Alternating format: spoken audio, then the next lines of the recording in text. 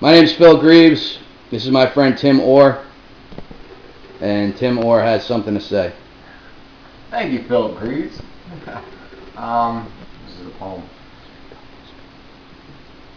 Follow up this following of a quest that cannot be seen in between, and just waiting on the flow to watch life fade from belonging, and the hopeless fall short of becoming. And I'm sick of these devastations that seem to have no rhyme or reason, kind of like this shit I'm writing.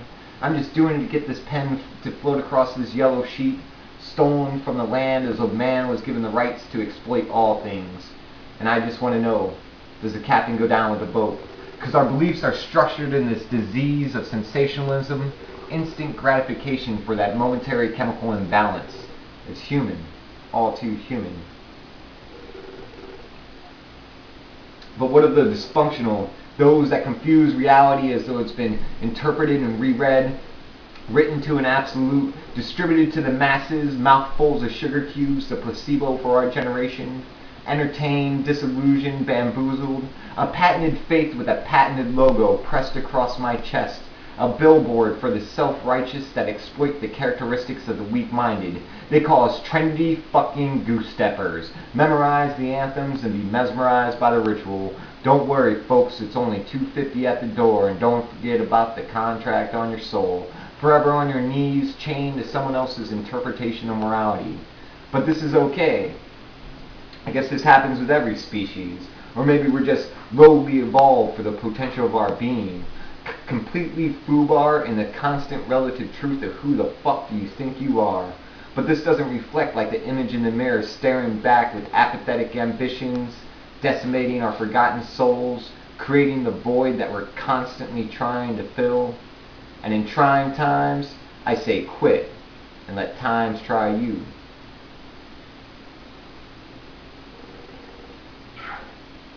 Now I'm back to one-liners that won't make a difference, like long live the whisper in the candlelit room, or agitate to organize.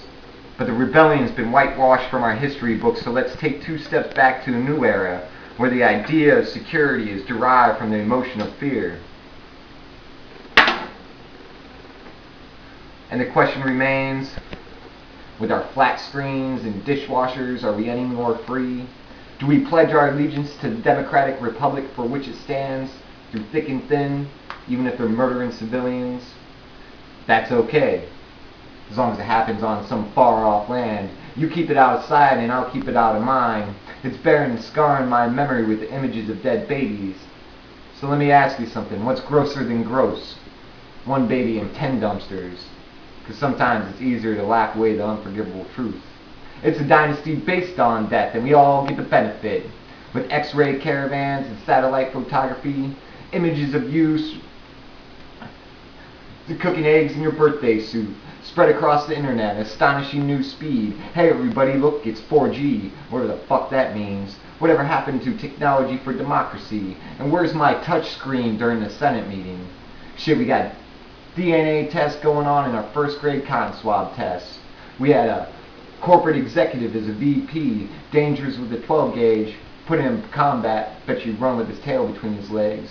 We got Choice Point following every average Joe, the kids Dick and Jane, their spot, watch spot run, roll over, beg for a treat, filed and tagged some database, forgotten until they need laborers for their dissenter camps, systematically selected by the color of your aura, infiltrated and radiated by some new technology. They call it a mood ring.